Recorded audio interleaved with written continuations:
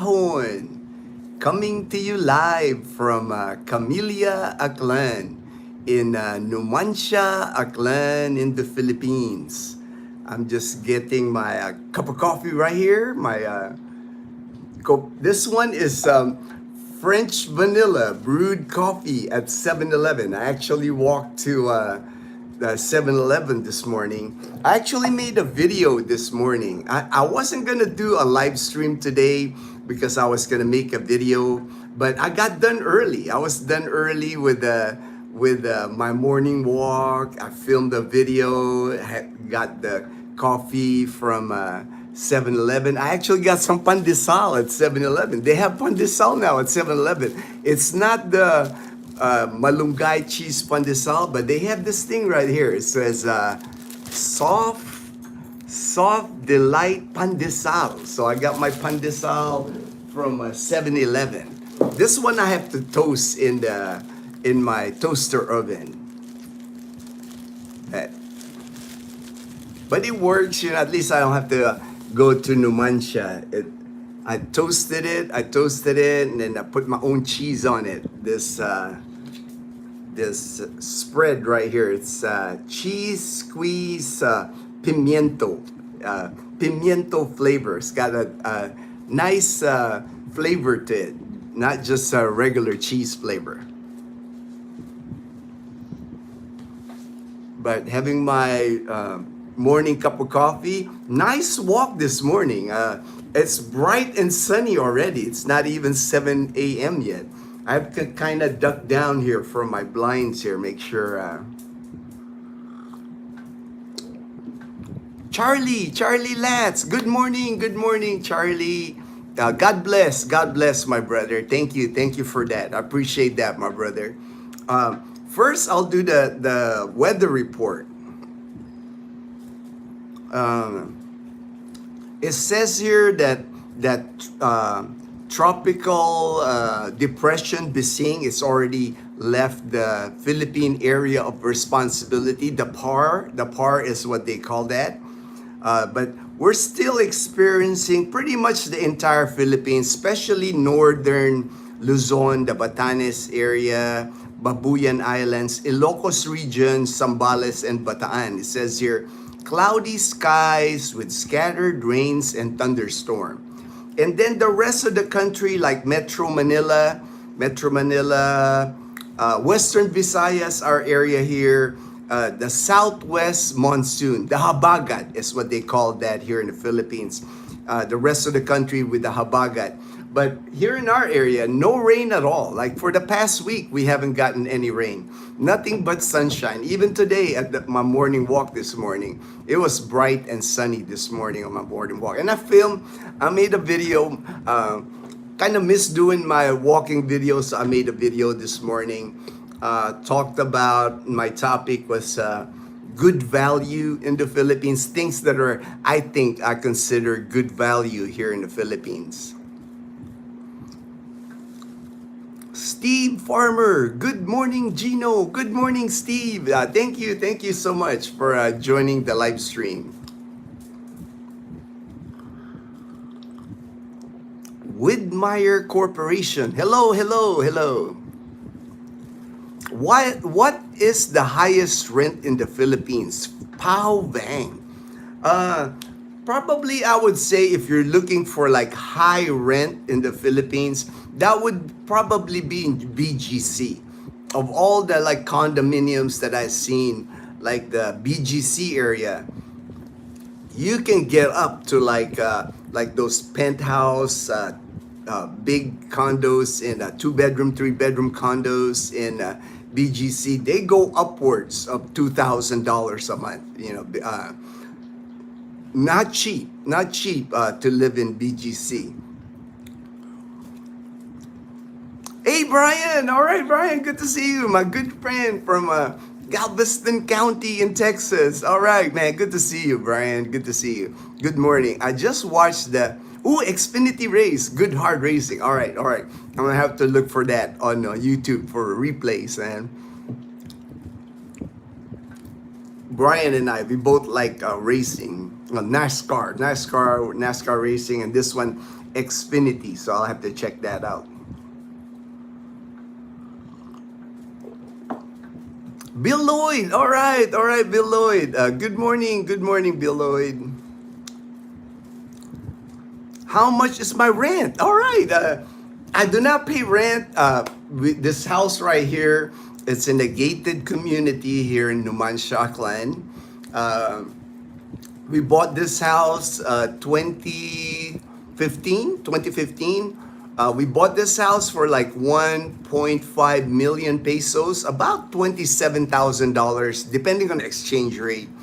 It's the house itself is 40 square meters, so that's about 430 square foot, and then we have a lot. We have like a place to park our car. The whole lot is 88 square meters, so decent sized lot. I even built like a carport. I have a tricycle called Bumblebee. I call it Bumblebee. It's yellow. It's got the stripe, and I park it on the tricycle carport that I built here.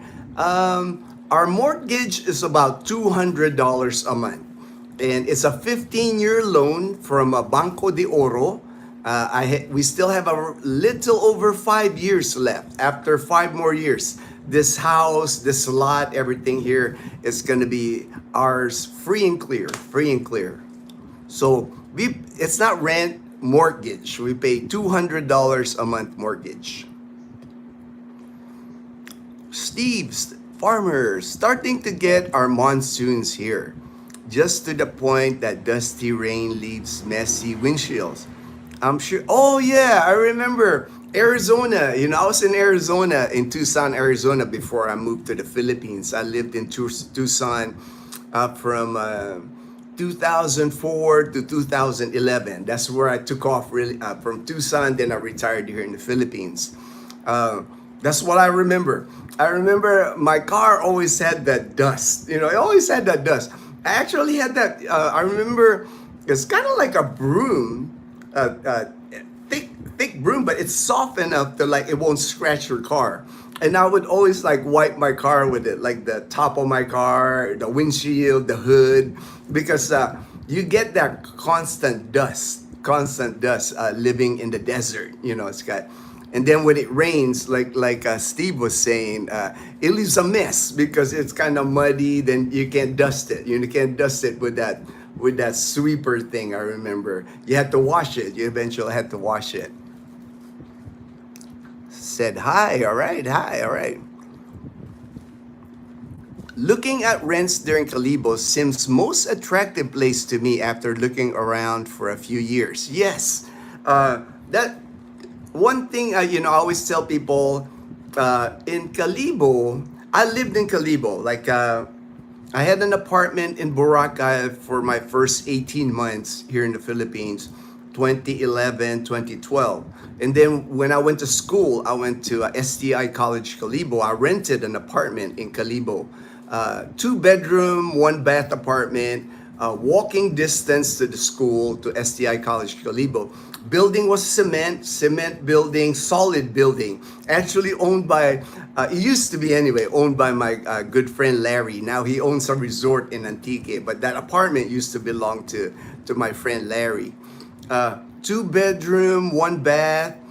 It was unfurnished when I moved in there, unfurnished. And my rent was like 7,000 pesos is when I moved. Let me do the calculation. I can't calculate that fast on my head right now because it's still early. Still early. I'm just having my coffee. So for 7,000 at the exchange rate right now, $125 a month for my rent.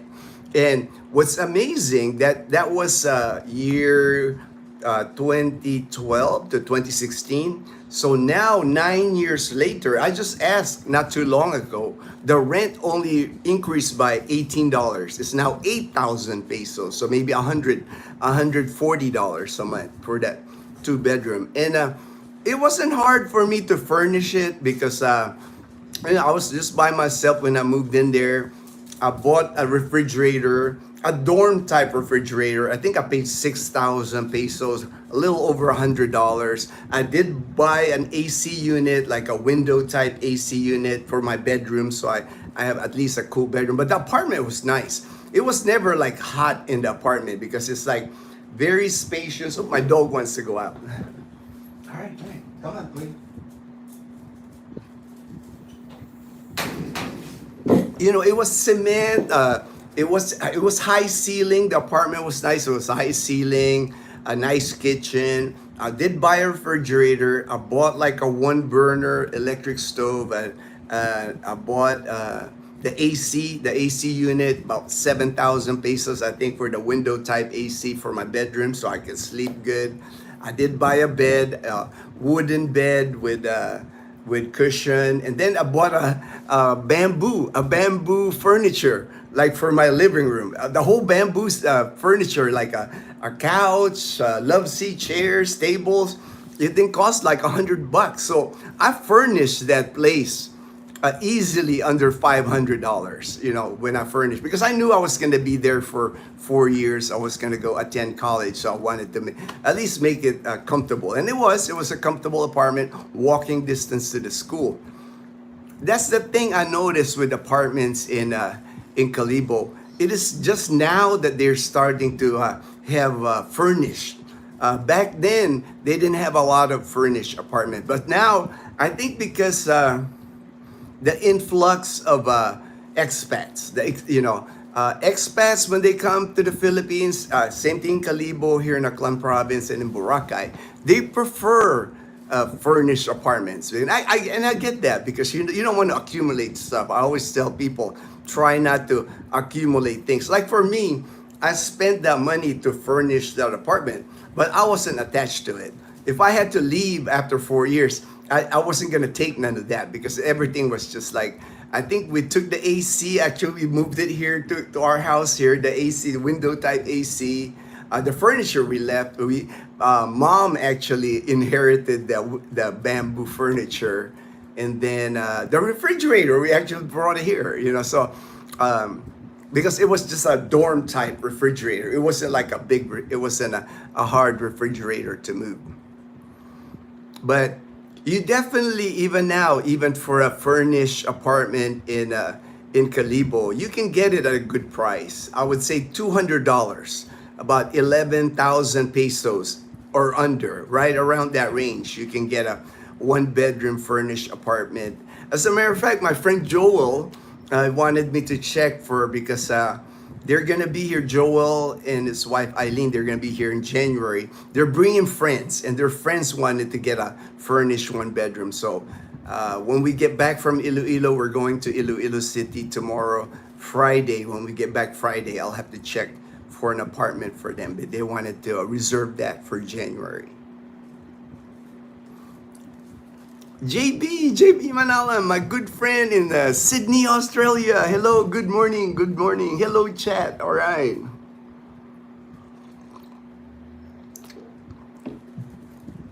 And I had ordered, you notice my cups here, my coffee with Ginno. I ordered a few. I got I had a few made.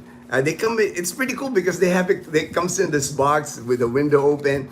I have 4 of them because I'm headed to Iloilo City, so I'm meeting friends in Iloilo City, and I wanted to make sure I get them one of these coffee with Ginno mug. Free. I wouldn't charge friends when I give them. This is a gift. This is a gift from me and from our channel. So when you meet me, if you want to meet me in Boracay, meet me here in Calibo, meet me in Iloilo, I'll have a cup. I'll try to always remember to bring a cup. I'll put this in my car. I got like 4 cups that I had made. I wasn't gonna sell it, merch and all that. I wasn't gonna do that because to me that's just work. I'd rather be a gift from me to you when I meet you. That way you have a souvenir. It's like, and I know people appreciate it. The people that I've given the cup to, I know they appreciate. They even send me like a video. Hey Ginno, I'm drinking Copica Blanca from my cup, and I get a kick out of that. I love that. That.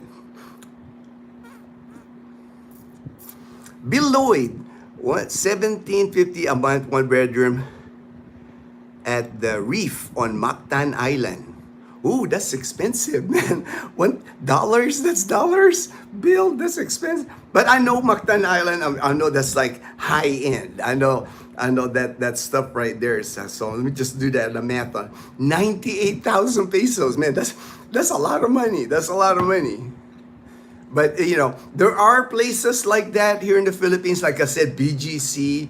I'm sure, like Bill is saying here, Mactan Island. There's a lot of like places here that are expensive because they're top of the line. It's like fully furnished, updated appliances, washer and dryer, refrigerator, double side refrigerator. I mean, it's just like being in the U.S. Some of the houses that you can get here, apartments or condos that you can get here.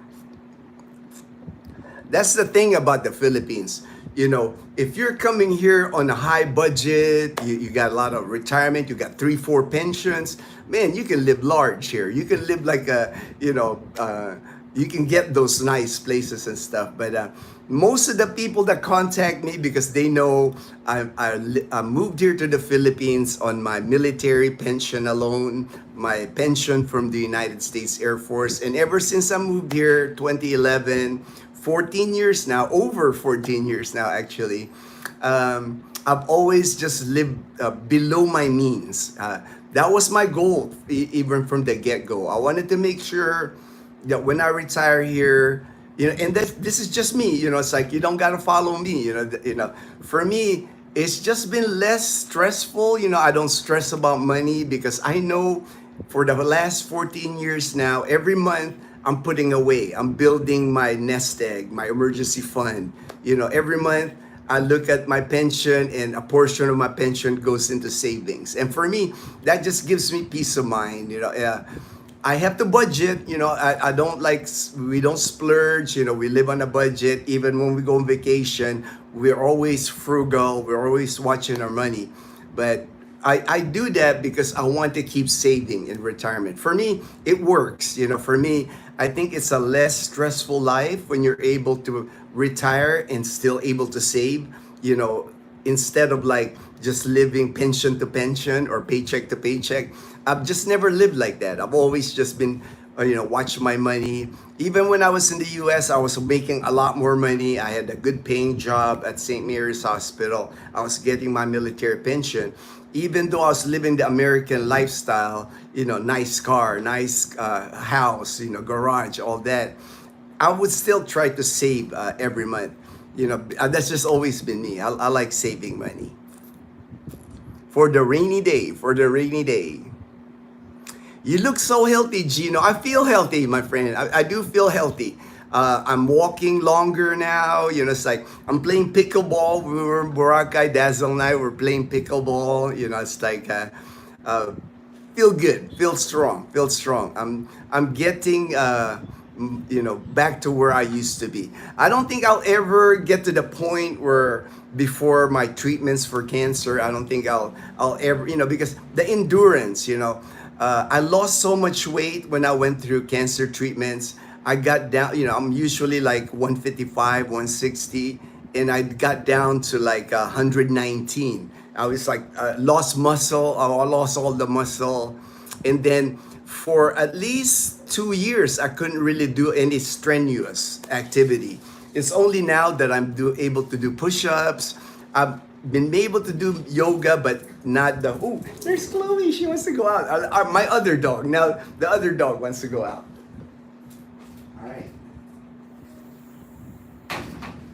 Chloe, I have to kind of watch when she goes outside because she can sneak out. She found like a little area on our gate where she can sneak out. So I have to keep on. Totoy can't get out because she's too big to get outside the gate. But Chloe, I always kind of have to. I noticed mom put like pots, like planters to cover it. So Chloe can't get outside now. That was smart. That's pretty good. I'm glad mom did that. She's always thinking of stuff like that. That's pretty ingenious, actually. Now, there's a corner of the gate where Chloe can kind of like duck under, but mom put some planters on it, so she can't go through now. But I still have to keep watch because one time I thought Chloe was outside and she was actually got outside the house. So we were like running around the subdivision looking for her.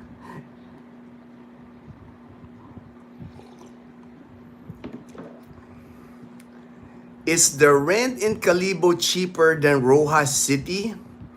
It just depends, Ray. I would say probably the same.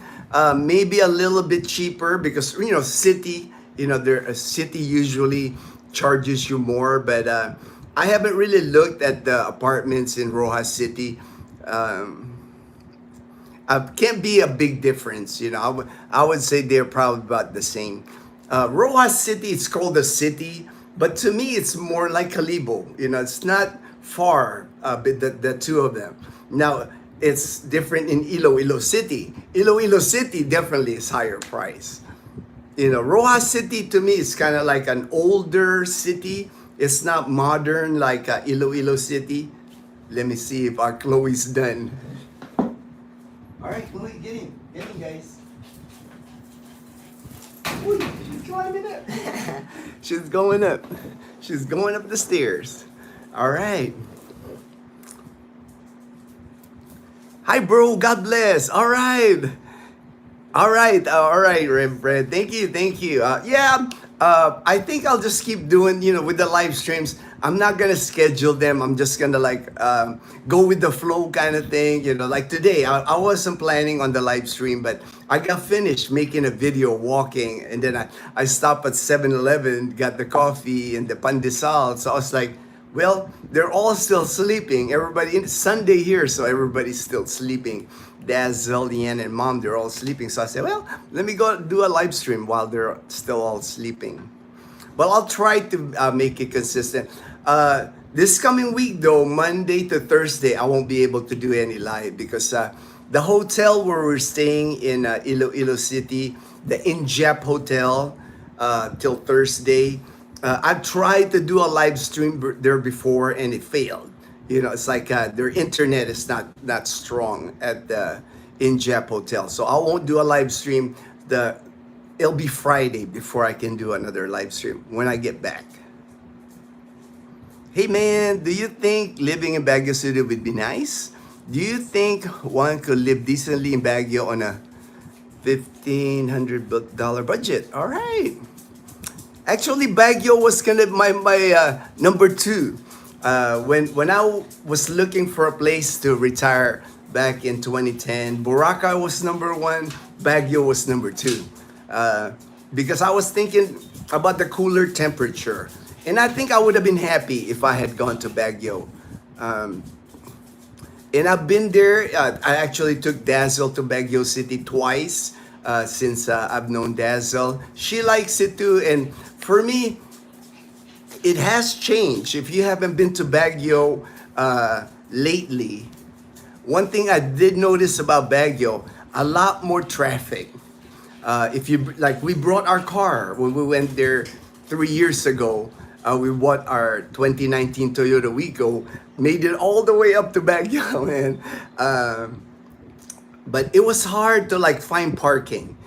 Even they have a SM Mall, and they even at Burham Park. It was difficult to find parking. Maybe because we went summer, it was March when we went to Baguio. It was just a lot of congestion, and I wasn't even wearing any jacket. Usually you're thinking Baguio, you're gonna wear a sweater, jacket. Man, I was wearing board shorts and flip-flops the whole time I was there. But again, it was March, so it did get cooler at nighttime, but I was still just wearing a t-shirt and shorts even at nighttime. It wasn't the Baguio I remembered. Baguio back in the 90s, early 2000s when I used to go to Baguio, you always had to wear a jacket. It was cool there.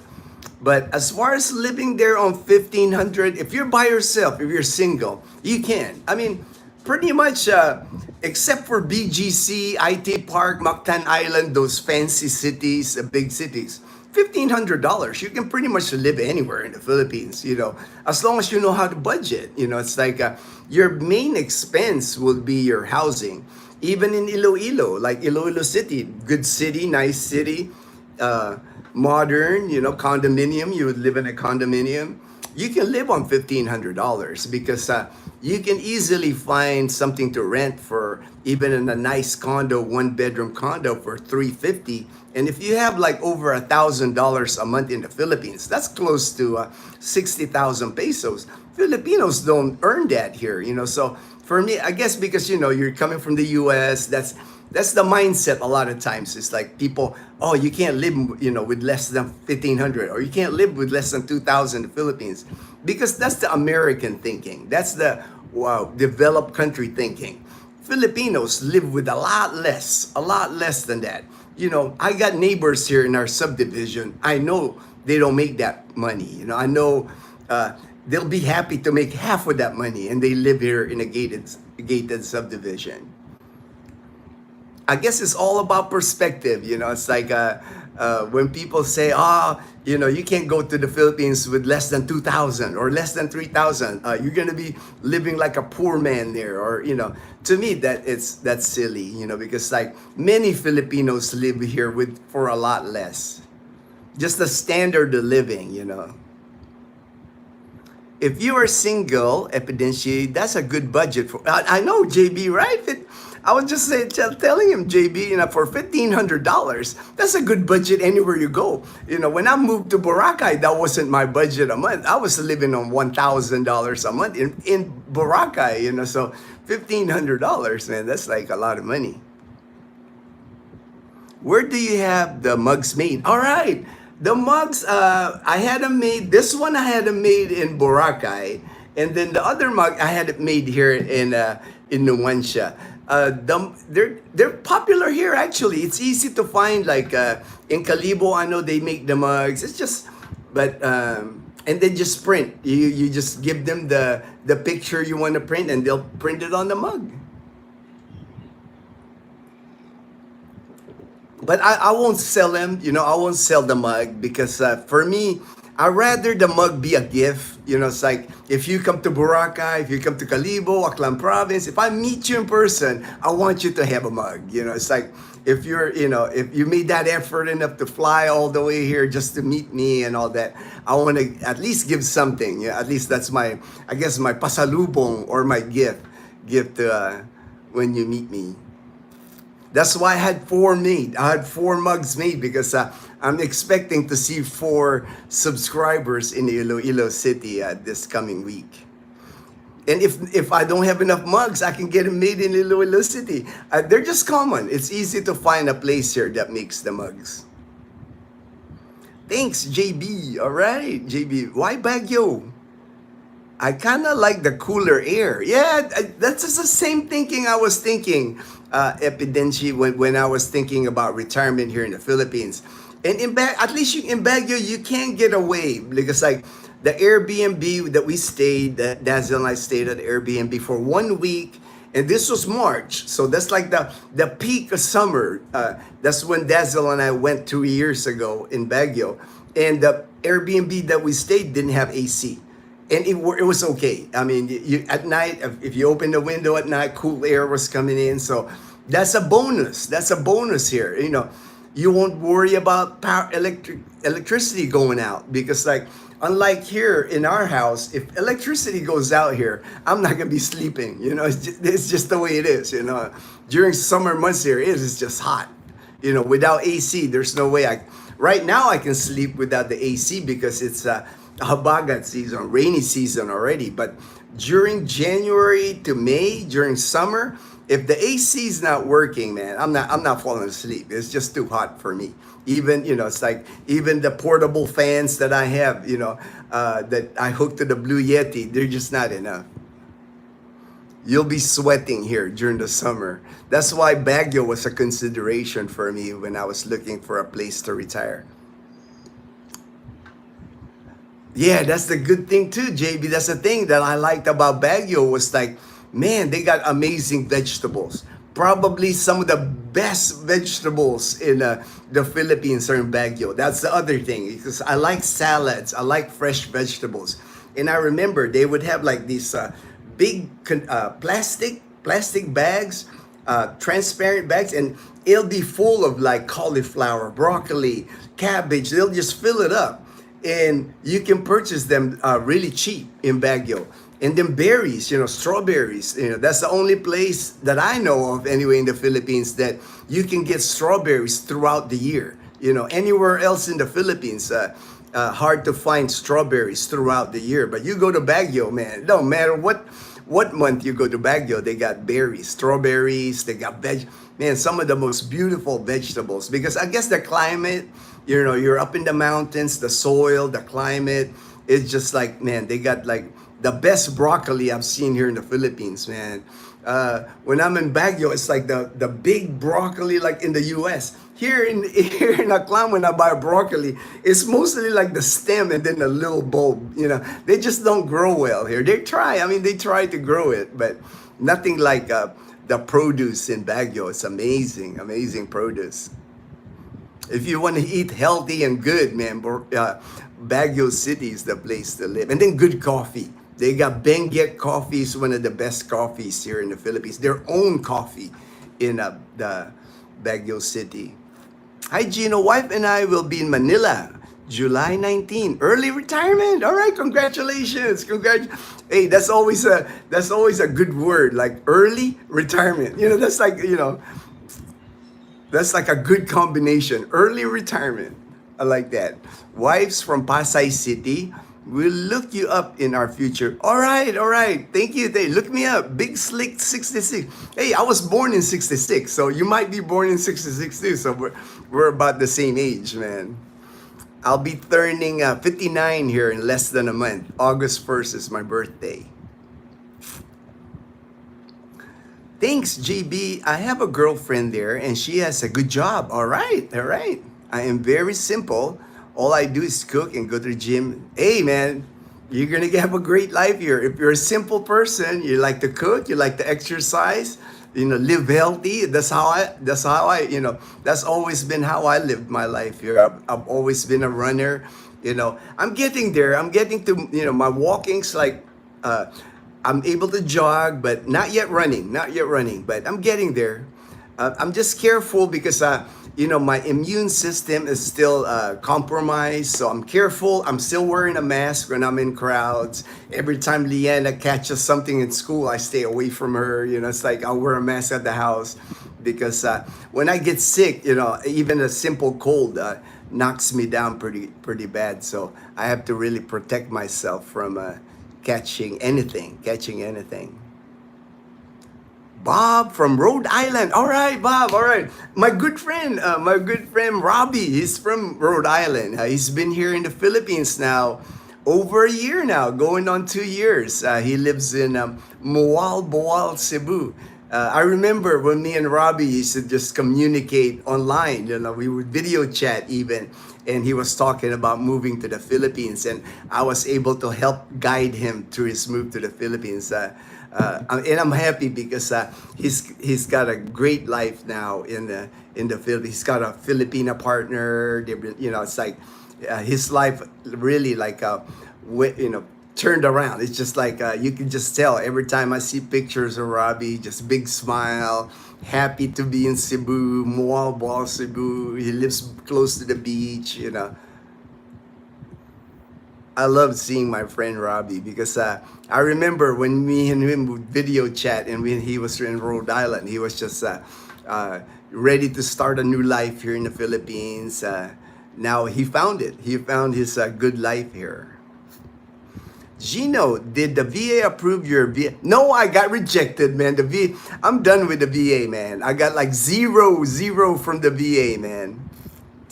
I'm done with them, man. I'm not even filing anything with the VA anymore. I'm happy with my pension, man. So I live well with my pension. I'm 3 years away from my Social Security, so that's another pension coming in. But to me, it's like I'm just not lucky. It's like I know people get lucky with the VA. I'm just not one of them.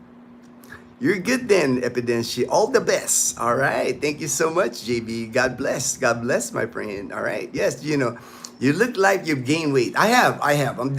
I'm up to like 154 pounds now. So this is about a good weight for me. I don't think anymore now. So I'm gonna have to like really start working out. If I gain any more weight.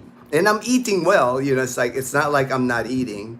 I even ate the buffet when we were in Boracay, a breakfast buffet, then the dinner buffet, so I can eat. I can eat now. I'm back to my normal eating. What time is church there on Sunday? Church here usually 6 to 7, and then there's in the afternoon too. So there's usually Sunday service in the morning, Sunday service in the evening. You can actually easily get salad lettuce at Baguio. Yep, you can. That's one of the things I like about Baguio. Vegetables, salads, lettuce, everything. That's when I was doing my recon of the Philippines back in 2010, that's why Baguio made it on the high on my list, because I said, man, at least the weather was nice, it's cooler, and as far as I know, in the Philippines, you can't get any better vegetables than Baguio City. I have not been anywhere else in the Philippines that's got better vegetables than Baguio City. They actually bring those vegetables in Baguio and sell them to like public markets in Manila. Because they're so good. It's like they grow well. Vegetables and produce grow so well, and then strawberries. Baguio strawberries. They send that all over the Philippines. It even sometimes makes it here in Aklan. But man, a little packet of Baguio strawberries is like 300 pesos. They charge us so much. But in Baguio, you can get it for like 100 pesos a kilo, man. Great walks oh yeah. I mean, a lot of hills, like if you have to walk Session Road, that's all uphill. Even SM Mall, it's up on a hill. You gotta from Burrum Park to SM Mall, that's a good climb. Everything in Baguio is like up and down, up a lot of hills. John Hay, John Hay's a nice place we walked there. We did a few videos when we were in Baguio. We have a playlist. Of our Baguio videos when Dazzle and I went there. Happy birthday, Ginno! I figure you're 1966, man. That's why I saw 66, because my email is Ginno 1966 at yahoo.com. So I figure your birthday is 66. Yep, birthday's coming up. Less than a month. I turned 59. Good morning, bro. Hope all is well. We just saw you and Dazzle's pickleball game. Nice. Oh, man, I love pickleball, man. I know they have a court here in Calibo. I did my research. But I think there's only one court here in Calibo, and it's outdoor, So, man, you have to find a good day, and I don't know. I'm supposed to not be exposed to the sun, so it would have to be like early morning, or if they have lights at night. I wish they had something set up like in Boracay. Another reason why to move to Boracay, pickleball. They got pickleball, indoor pickleball. I just love pickleball because I can tell that if we move someday to Boracay, that would be a normal, at least once or twice a week activity that I would be doing in Boracay. Just because I used to be a tennis player. I love playing tennis, and I don't have the endurance anymore for tennis. But pickleball, you don't have to move as much. You don't have to cover so much court. And I know I can still do it. I can play pickleball. I was happy I'm able to do that. I'm sorry with the VA. Hey, no problem, man. It's like, I'm just not lucky. It's like, it is what it is, man. Hi, Ginno. I'm pretty good at getting over stuff. It's like, one thing about me, if you get to know me, it's like in my life, like anybody else, I've had disappointments in life, things that happen that like that, or how is that, like negative or something, but I'm quick to move on things. I don't dwell on the negative. It's like, even with cancer, when I got cancer, I never really looked at it as a negative. I was always just looking at okay, what do I have to do? And now, everything's just positive. Everything's, it's like, I try to like, I always tell people this, it's like, I focus on the positives in my life. If there's anything negative, I do meet people sometimes that are negative. I just kind of like, what's the word that my friend used this word, extricate. It's like, extricate myself. If I slowly move away from somebody, it's usually because I just get that negative vibe. And, for me, life is too short to like have negativity in life. And I know just my personal thing, and it's like I like to surround myself with good people, positive people. I like getting up in the morning. I'm happy every time when I wake up in the morning. As you can tell, I'm always like, hey, good morning, magandang umaga, mayad nga. When Dazzle, when I give them a hug when they wake up, it says, I'm just that type, so I try to avoid negativity. If a person's like negative, I just kind of like extricate myself slowly. It's like I avoid negativity because to me, life's too short to be around that. That's why for me, anything negative, it's like I got denied by the VA. I've moved on from that. I don't dwell on things because the way I look at it, it wasn't meant for me. It's like I don't get jealous with if other people got a VA, they got money from the VA.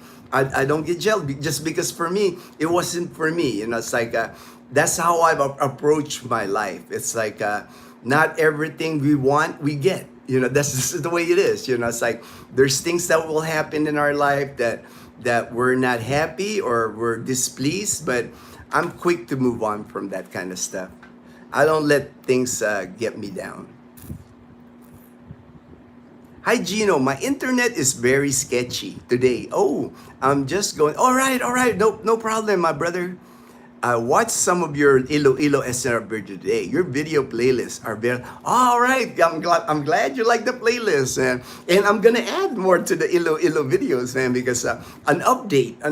We always make a trip to SNR every time in Iloilo, and we're leaving tomorrow morning, and we're gonna be there Monday to Thursday. So I expect another SNR video. If there's anything you want me to check out SNR, because people always ask me, hey, check for fresh milk, check for steak.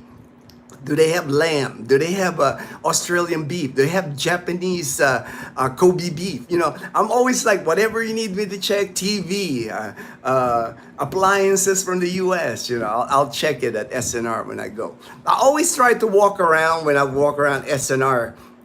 If I see something that I haven't seen, I'll film it. And I usually just use my phone to film it because like they don't like you filming at SNR with your GoPro. And now with all the rules with filming and all that, I'm pretty good at like, I focus on like the item and then I'll film it real quick, like 30 seconds, 45 seconds, then I cut my phone. I'm not like going around SNR like doing what it is. I usually go down the aisle, I'll pick an aisle and then I look if there's no security, then I film it and then I cut. It's like it's weird here in the Philippines. They don't like stores here. Do not like grocery stores, SNR, the mall. They don't like you filming in those areas. So when you catch us filming it, we have to be pretty slick about it when filming. The security guards here, man, they're rough. They're rough on vloggers here, man. They're not easy on us. I remember one security guard. I had my phone. I was low bat on my phone, right? So this was at the mall, SM Mall. And I saw an outlet, like a wall outlet at SM Mall. So I was like, well, let me charge my phone because I'm low bat. So I plugged my phone to the wall. Security guard comes up to me. Sir, you can't charge your phone on our electricity. I said, all right. So I had to go. It's like, they're like the Gestapo almost, the security guards here at the mall, man. My last visit to the PH was 2006. I did get the Baguio. Beautiful views. Yeah. So that's 19 years ago, man. Baguio has changed a lot because I went to Baguio like I think maybe 2003. And from 2003, I went back like 2012 and then 2022. From the 2003 to 2022, major change in Baguio City. I mean, like more buildings in Baguio, less pine trees. It's almost hard to find pine trees now in Baguio. There's so much construction, so many buildings now. You know, the big SM Mall back in 2006, I don't think the big SM Mall was there yet. Now it's a big, it's not, the SM Mall is nice though in Baguio because it's like, they took advantage of not having air condition. It's open. It's kind of cool because I remember walking at that SM Mall in Baguio and the fog came in. I mean, you're inside the mall and there's fog in the mall. So that was a unique experience. That was a pretty unique experience. JB Manalang, the question is there fishing for the...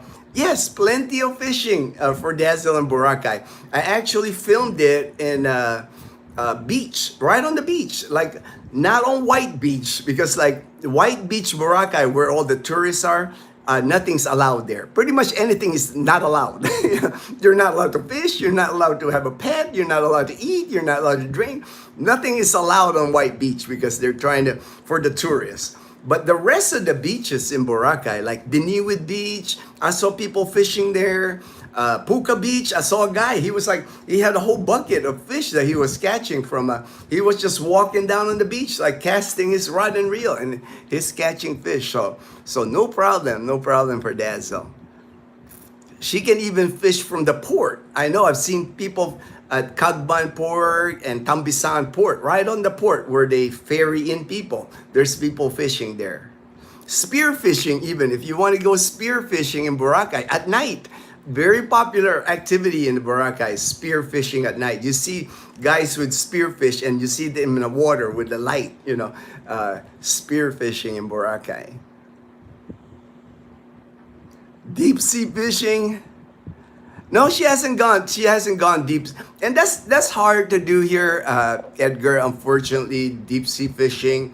Unless you would hire one of those, riggedy boats, very few like American style, like fiberglass fishing boats here that offer tours. I'm sure it exists, probably in the Subic area, Olongapo, Subic Bay. Here in Aklan province, I just haven't seen it. My friend, actually, Larry, he did say he had a fishing boat, and it's an American-style fishing boat.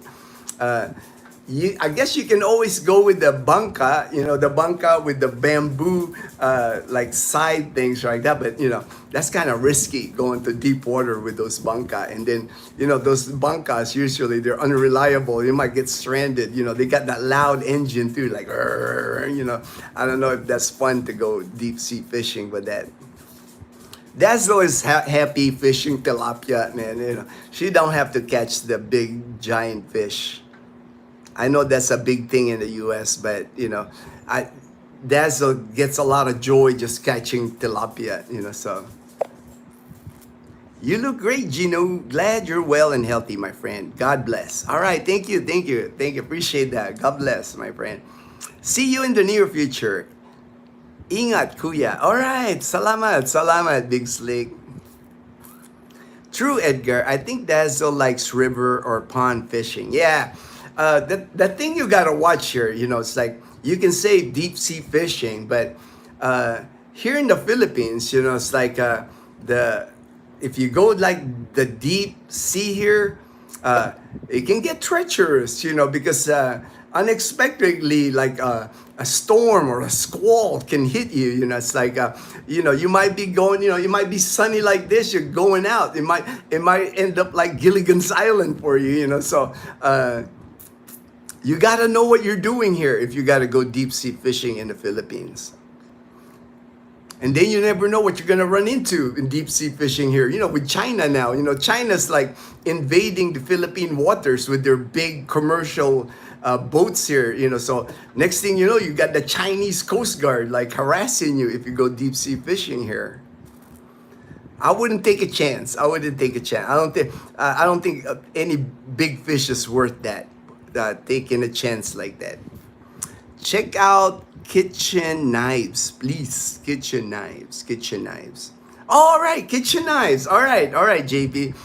I'll make a note. I'll make a note of that. That I'll try to film kitchen knives at SNR. Let me take a picture so I remember. Because you know my memory's not the best anymore. I'm getting, I'll be 59. I don't have that sharp mind anymore, man. For some reason, JP, I thought, who will he use his stabbing? No, I'm sure he want probably like fillet the fish. He wants some good ginsu knife or something. I'll look what kind of knives they have at SNR. They do have a good selection. I remember seeing good knives at SNR. Same stuff that's in the US, SNR. Same thing that Costco. If you see it at Costco in the US, more likely SNR will have it. It's nice to see Costco's Kirkland brand. Yes, Kirkland, yeah. They got it. They got it all at SNR. Kirkland vitamins, Kirkland chips, Kirkland everything. Everything Kirkland is in SNR. GB, big tuna, she will be hooked. Yeah. Oh, they do have big tuna here, Edgar. Like my friend, we call his nickname in Facebook. His name on Facebook is John Sparrow because he dresses like a pirate, like Pirates of the Caribbean. He's a commercial fisherman in Calibo, and every day, he's got his own boat. They bring in like big tuna, like good size one. We're talking, at least 40, 50-pound tuna. The big fish is good. Frog inside a mall sounds like a scene. Fog. Oh yeah, fog. Yeah, that's true. That was just a unique experience, JP. It's something I won't forget because I was walking in the mall and it's like the fog just blew in because like this mall in Baguio is so cool because it's like, if I remember, 3 or 4 floors. And then it has like an amazing deck area. The deck area all open. The mall is like all open, taking advantage of the cool air in Baguio. Fantastic views. They got like cafes by the terrace. You can get coffee, sit there, drink your coffee, and you're looking at mountains. The view of Baguio. And then, of course, Baguio, they just have a lot of fog in Baguio. And it came in through the mall. And I was like, walking at the mall, the fog just came in. That was so cool. It was so cool. I did enjoy deploying a taser back in the day. Edgar, in America, we spend thousands of dollars on equipment to catch a $5 fish. Yeah, I know, Edgar. I know. Here, man, people catch fish here, Edgar, bamboo. It's like, even Dazzle, our subscriber from Montana, sent Dazzle a rod and reel set. Amazon Prime shipped it here. But Dazzle prefers to fish with a bamboo pole just because that's what she grew up with. All that reeling in, all that thing like that. Dazzle's going too complicated for her. She went back to her like bamboo pole and her bobber is like a styrofoam, a cutout styrofoam is her bobber on the water, and she's catching tilapia with it. Like I said, you don't need like expensive equipment to catch fish here. Taser sounds fun. Oh, so true. Even here in Australia, I'm going to pack my favorite diamond rod sharpener for knives in my fishing rod box. Okay, all right. They actually have a JP here. They call them Hasa, Hasa. There's actually a guy, usually on a bicycle, riding around the neighborhood and yelling like Hasa. And what they do is they sharpen knives. He got a rig on his bicycle where he hook the bicycle and the round thing, kind of like stone, and he'll spin it and he'll sharpen your knife in it. And he just goes around the neighborhood, like everybody brings out their knives, and he goes Hasa. He's sharpening knives. It's like home service. I found a lot of products from Australia in the Philippines. Spices, health products. Must be easier to import in Australia. Maybe because, yes, I've seen a lot of Australian goods in the Philippines. Beef, of course. The steaks here at SNR, majority of the steaks that you see at SNR are from Australia. Beef in the Philippines. I have not found like a tender beef here in the Philippines. Not in our province anyway. Like in the Aklan province. If I buy beef at the market or public market, man, I gotta put that on a crock pot at least 4 or 5 hours to tenderize that meat. Sometimes I kind of wonder whether it's like beef or like, is it like water buffalo or something? Carabao. Maybe it's carabao meat, man. Will you be shipping balikbayan boxes, JP? Yeah, many people do that. It's probably yeah, JP. That's what I'm saying, man. It's probably carabao, man, because like some of the meat and what's funny here, man, like here in our province in Aklan, if I go to the public market, JB, the way they display, how they put the meat on the hook, that way you know what you're buying. And here in our province, that way you know what kind of beef that you're buying. The hoof, the leg part of the animal and the hoof, it's included. It's on the hook.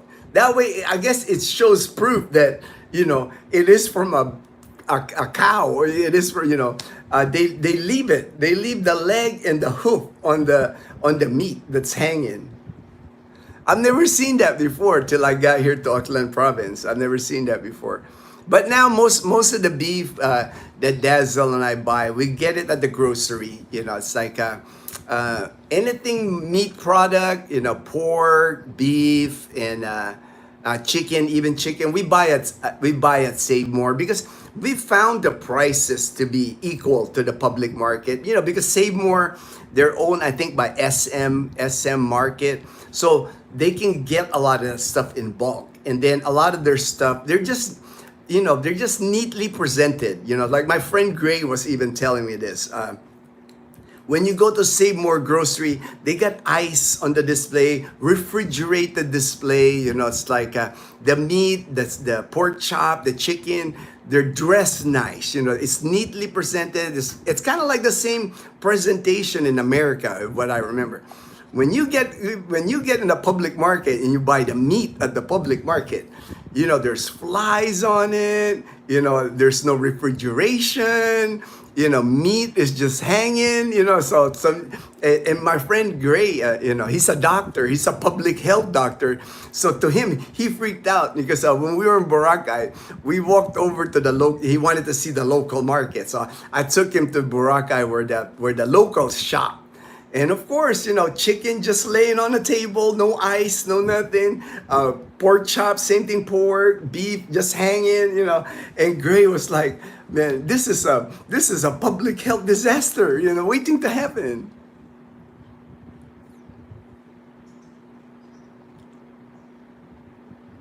It's cool. Full transparency.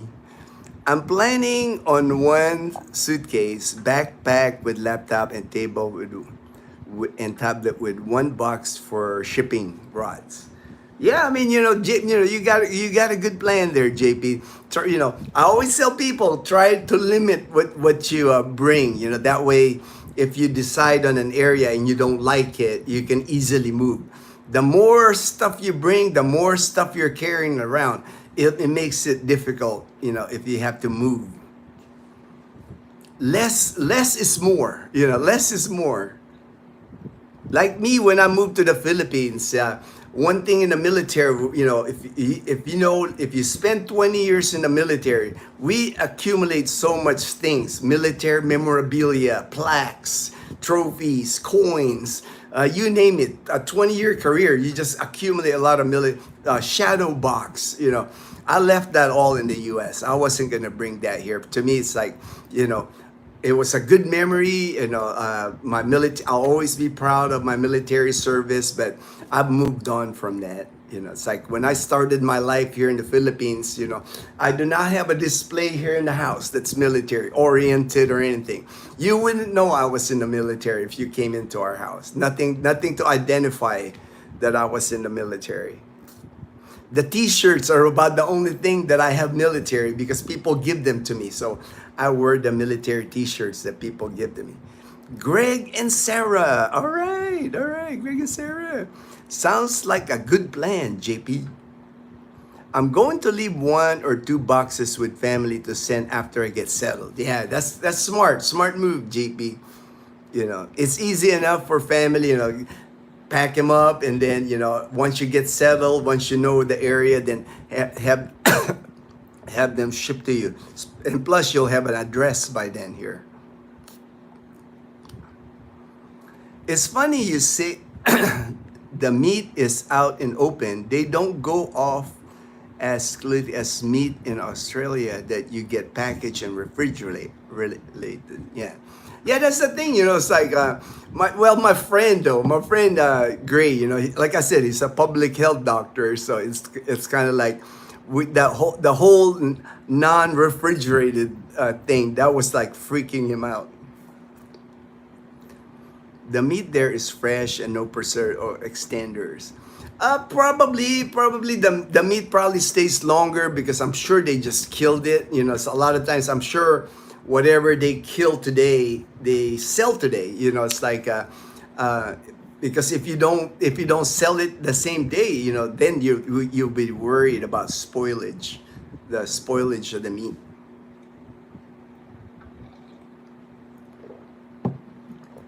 Have a great week, everyone. Greg and Sarah. All right. Thank you. Yeah, we're headed to Iloilo City tomorrow. So I know we're going to have a good week in Iloilo. Go and see some friends there. It's like friends that we haven't seen in a while. And then meeting up with someone there. I'm going to try to help him find a place to live. He's like, he just got here to the Philippines about a week ago. He's in Manila. And then he's flying into Iloilo on Tuesday. I convinced him because he was thinking of Cebu City, but the thing that frustrated him, he was trying to communicate with someone in Cebu City, like trying to secure housing, and it wasn't working good because it's like he's getting like different prices. So I told him, just try Iloilo City because I'll be there. At least I can guide him to like a couple of places that I know. Uptown Place condominiums, I've stayed there. Avida Towers, I have friends that stay there. Palladium, Madison one. So there's condos in Iloilo City that I'm familiar with. So I can at least tell him this is the going rate at that condo. At least he's not getting, feel like he's getting like scammed because the thing here in the Philippines, everything is negotiable. So a lot of times the condos, if you don't know the area when you go, they're gonna start you at a high negotiating price. Like let's say the condos usually cost 30,000 pesos in the area. If you go there and and you don't know that it's about 30,000 for a 1 bedroom, they'll start you out at 45,000. They'll just say 45,000. And then if you don't know any better and say, okay, that sounds good to me, and you take it, nothing you can do about it because again, everything's negotiable. In the condos here, one thing I've seen even in Iloilo City is even in Iloilo City, a lot of the condos, a lot of the Airbnb in Iloilo City, anywhere pretty much in Panay Island, the owners is not, it could be one building, one condo, like let's say 40 or 50 units in that building, but each of the condos are owned privately. It's not owned by in the US, a lot of times there's a property manager and the whole apartment or whole condo. You can go in there and say, hey, what vacancies do you have? Oh, we have 3 units, this unit.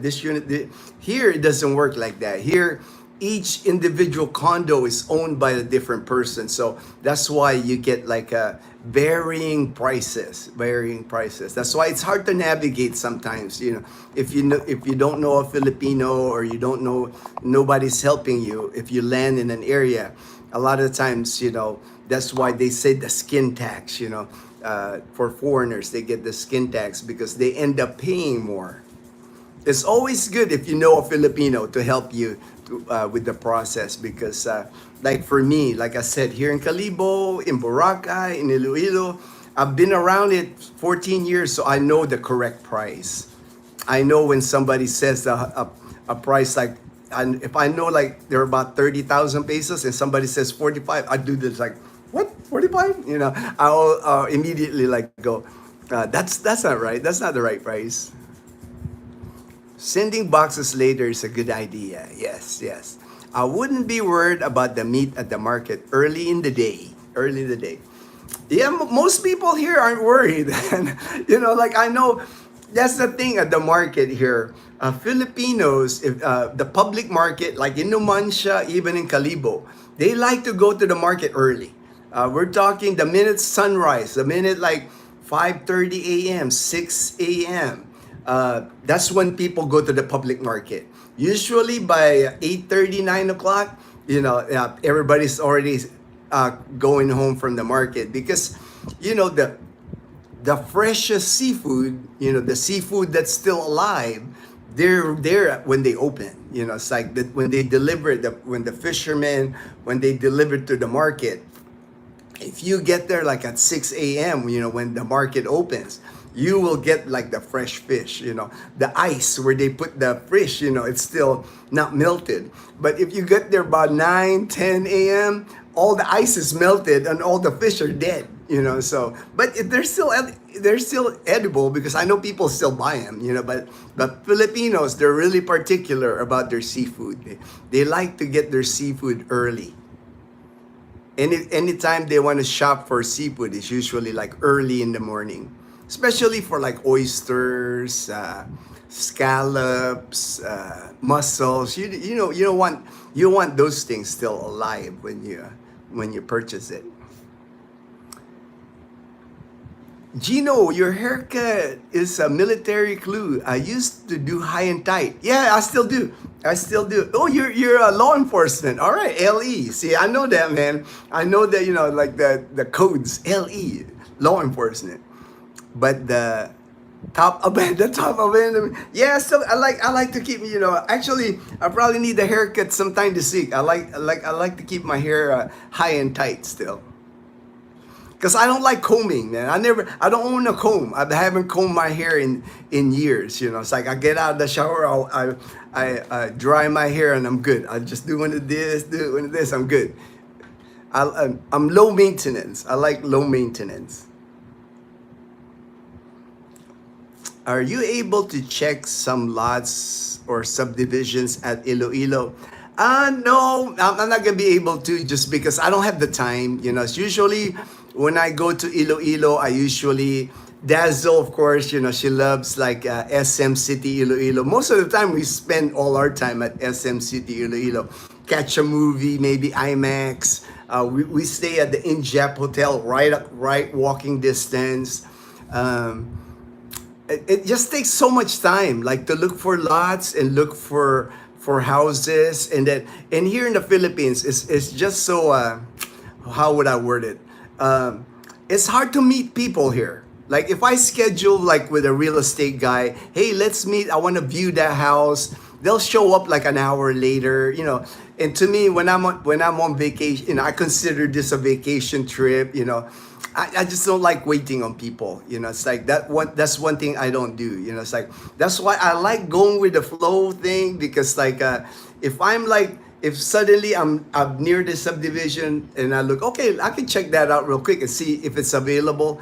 But scheduling things here with people always doesn't seem to work out, even with other vloggers, even with subscribers. Really, I don't like scheduling things, because things come up, and I understand that. Like when you want to meet someone here in the Philippines, there's always some like I'm military, I'm always on time. Like for me, if I'm 10 minutes early, that's on time for me. It's like, but people aren't like that here in the Philippines, unfortunately. That's why I really don't like meeting, like scheduling something and we'll meet at this time, because people here always let you down. They're always late, and so I rather just like, if I'm gonna meet someone, hey, we'll check the mall. Text me when you make it to the mall, and if I don't receive a text, I'm good. It's like same thing with like my when people schedule like a video call with me. Like this one guy, I think I scared him off, because I had the guy from California. I had 2 calls from him, and I'm trying to discourage him because I just don't think he has enough money. He's coming here on a low Social Security, and he doesn't have good savings, in my opinion.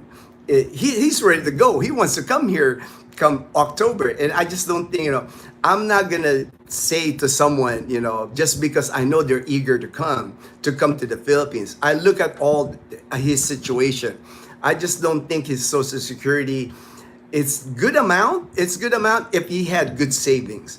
To me, he doesn't have enough savings. I told him, you should postpone your trip to the Philippines in October. Maybe make your October trip like a exploratory trip to the Philippines, since he hasn't been here.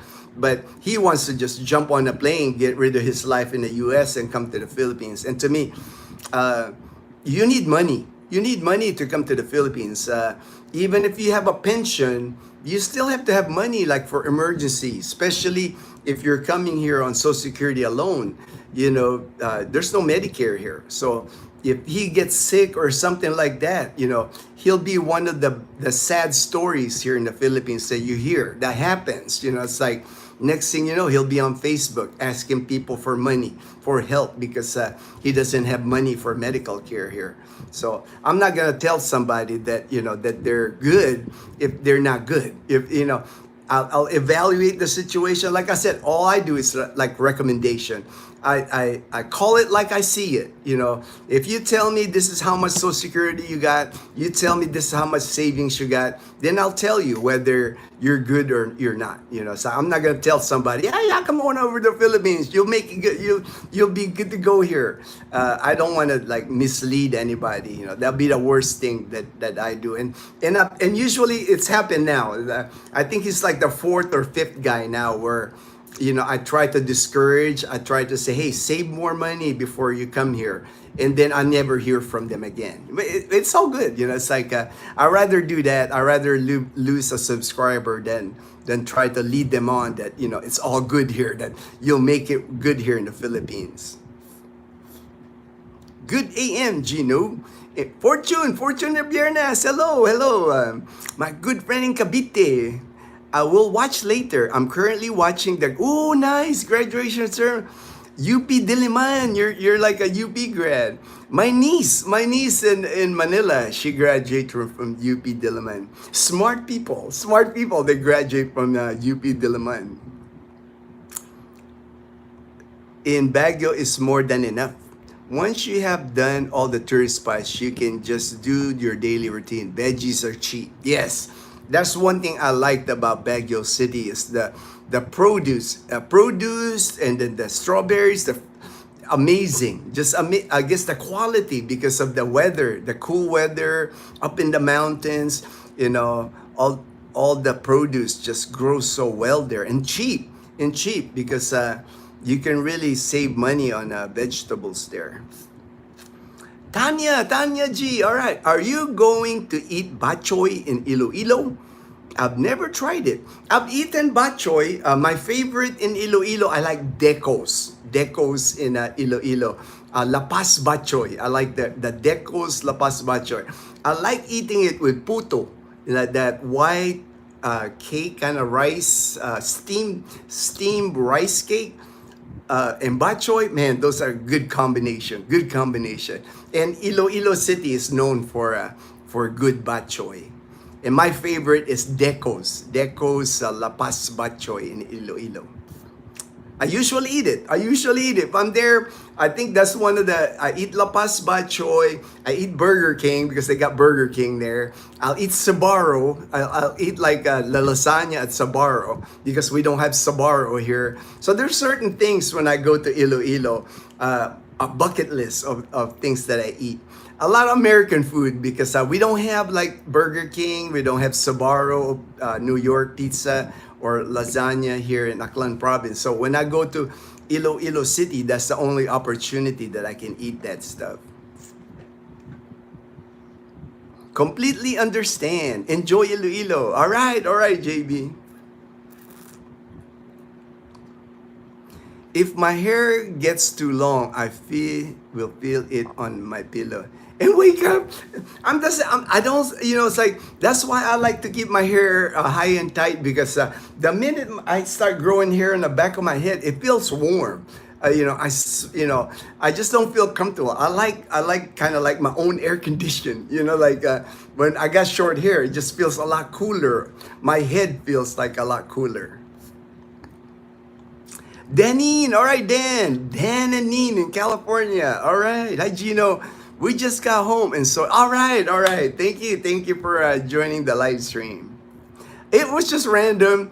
I think I'll just keep doing that. It's like like I said, I like the going with the flow. I don't really like scheduling things, so I don't think I'll ever start schedule live streams again. I'll just do when I feel like doing it.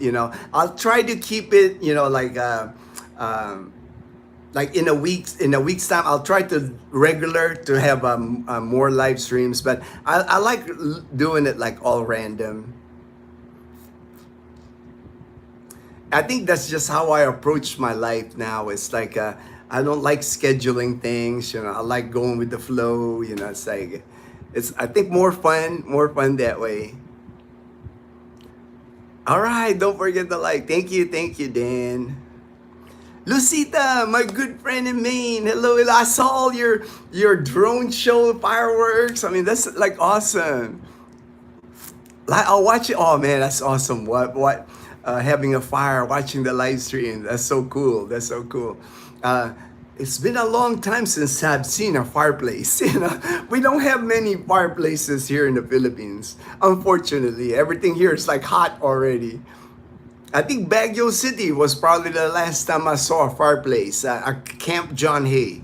Camp John Hay has those cabins, and that one big hotel at Camp John Hay has a fireplace.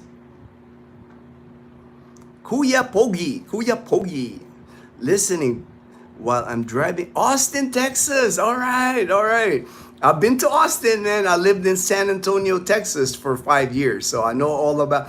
I lived actually at the northern side of Live Oak. I had a house in Live Oak, Texas, and I used to drive to Brooks Air Force Base, but from Live Oak to Austin, it didn't take me very long on I-35. It didn't take me long to get to Austin.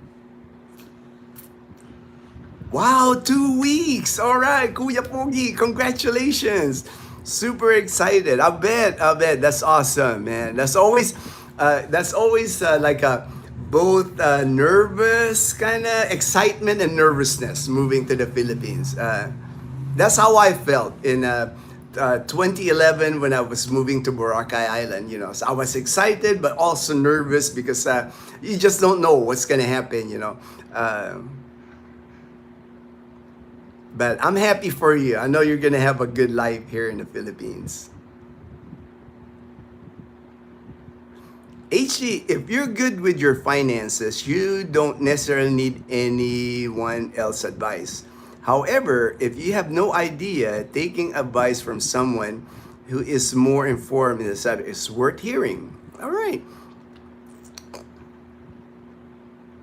Yeah, usually, I give my advice, HD, when people reach out to me. They contact me offline and they're like asking me, hey, this is how much money I have, this is how much pension I get, and I do constructive criticism. I like analyze the situation, then I ask them, how's your health? That's always a concern of mine because and most people will tell you it's like, I'm in good health. But when I dig in, okay, are you diabetic? Are you high blood pressure? How's your cholesterol? Then they start telling me, oh yeah, I'm diabetic. I've heard people say I'm in good health, but they're diabetic. So kind of like the more I dig into it, a lot of times the more I find out the real situation. Then again, all I'm giving is advice, HD. It's like anything else with our YouTube channel, all I'm giving is advice to people, recommendations. It's still the individuals, like that guy that from California. We were supposed to have a third call, but he never called, which is okay. It's like I'm cool with it. But if he decides to show up in October, there's nothing I can, it's still him. I was just kind of warning him that I don't think he had enough money to come to the Philippines, but he's an adult, he's a grown man. If he gets on the plane in October, that's his choice. I just think it's risky. It's risky to come to the Philippines without any money or not enough money. If you eat bok choy, I hope you vlog or even just take a photo of it. All right, I will. I'm thinking Decos is not at SM City Iloilo, but they have another bok choy place at SM City Iloilo. They have Ted's bok choy. Also good. I like Ted's too. Ted's La Paz bok choy. They got puto also. So I just like Decos because Decos La Paz bok choy, I like their broth. It's like unlimited broth, dude. They put the noodles and they put the broth, and then I love the broth so much. It's free refills. They just keep putting broth on your bowl. That's why I love Decos. I think they have the best broth as far as like the bok choy soup. But Ted's is not bad. I've had Ted's before, so I will. I'll try to vlog it. I'll try to take a picture and post it on the Dazzle TV community. Since I eat it anyway, I know I'll have a bok choy while I'm in Iloilo. Are there any plans to build malls closer to Numancia? Right now, at one time there was. I remember that over here in Numancia, we have a lot of rice fields in Numancia.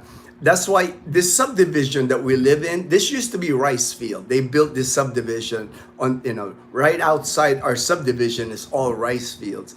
And I know at one time, along the national highway here in Numancia going to Makato, they were supposed to build a Robinson's Mall.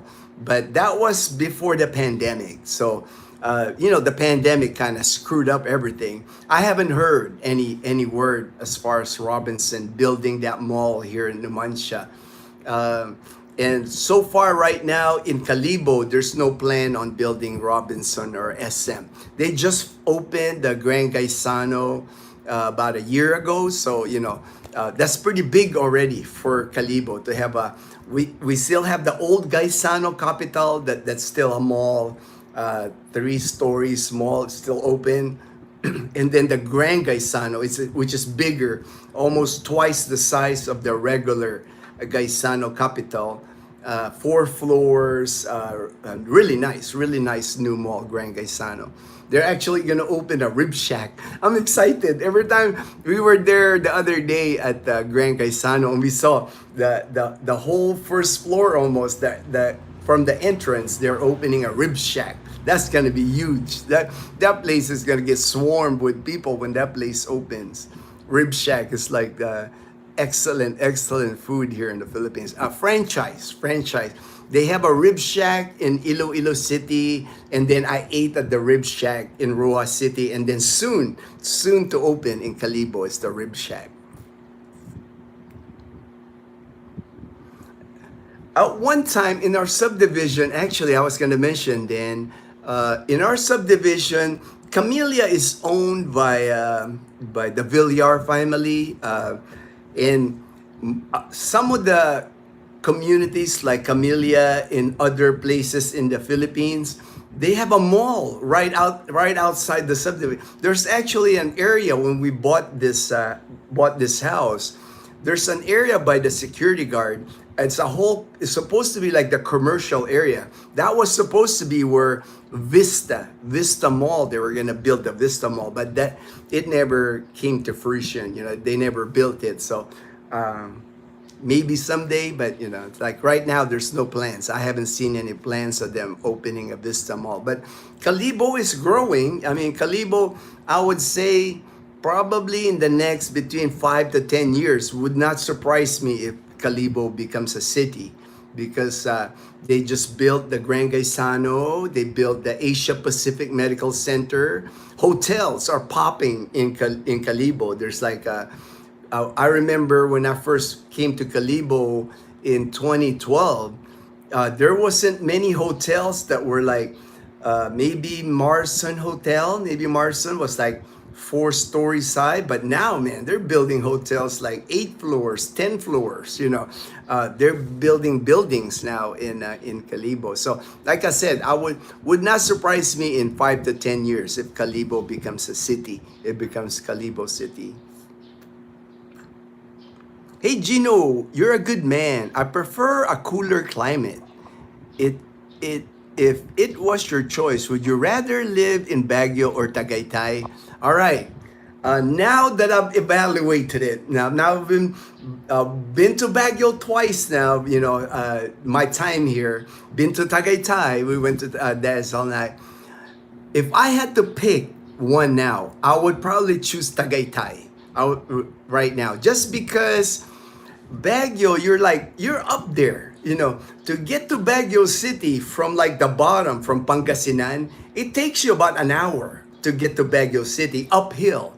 And then you got to worry about, there's times in Baguio where they have landslides during rainy season, where sometimes you get trapped in Baguio. You can't, landslide will happen and you can't get out of Baguio. You're stuck there.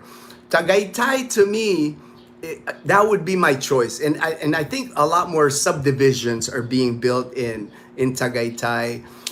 Cooler climate in Tagaytay. And then you have access to, like, you're not far from Batangas, from the beaches of Batangas. And then you're not far from Manila. It's like, I know people from Manila go to Tagaytay all the time, like on a weekend trip, a couple of hours from Manila. And, because the expressway, the South Expressway from Manila to get you to Laguna. So if I had a choice, if I was picking, I would probably pick Tagaytay over Baguio, because you just have more access to stuff in Tagaytay. It's like you get to see more. You can travel more easily. In Baguio, once you're up in Baguio, you're really just, the only place would be to go down to Pangasinan, to La Union for like a beach. And it would take you about an hour to get down the mountain. Altruism. My house just went under contract 2 days ago. No exploratory trip for me. I'm going all in, all in. Hey, I hear it all the time, man. I hear it all the time. People just go all in. Hey, nothing wrong with that decision. It's like everybody's different. Like I said, everybody's different.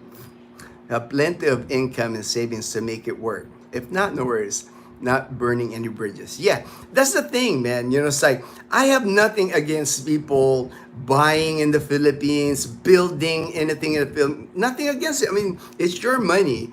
My advice only is like, if you don't have a lot of money and you're sinking all your money on the house that you're building, all your savings, that's risky. That's risky. It's like something can go wrong. It's like especially if you're building the house on your girlfriend's property, or even your wife's family's property. Something can get sideways with that. Next thing you know, you'd be like, your retirement savings you put into that. But if you have a lot of income, it's like, why not? It's like live in BGC, live in like Mactan City. It's like, if you got 3-4 pensions, you got a lot of money, go for it. Enjoy life. Most of us, when we come to the Philippines, we're in the fourth quarter of our life. It's like, what are you waiting for? Like, when are you gonna spend your money? When are you gonna enjoy life? It's the people that I kind of keep an eye on. It's like the people coming here on a limited budget, on Social Security alone.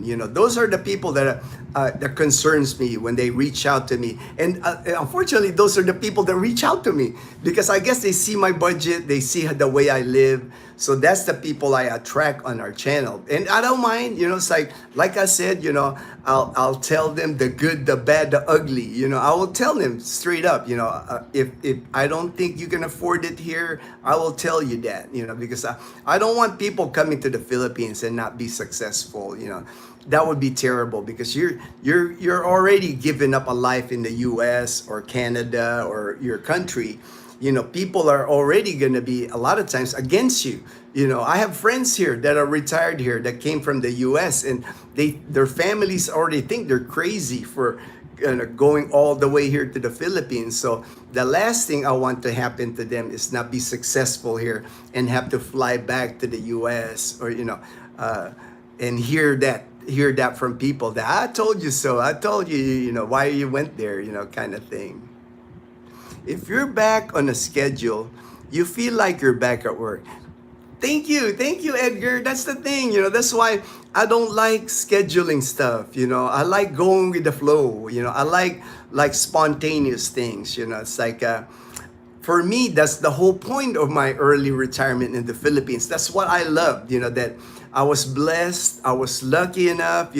I'll always be grateful for the United States military because I was able to retire here at 45. And I know not many people can say that. They're fully retired at 45, not working. I have not worked in 14 years because YouTube I don't consider work. To me, this is fun. What I do in YouTube, I consider this fun. I would not be doing YouTube if it wasn't fun for me.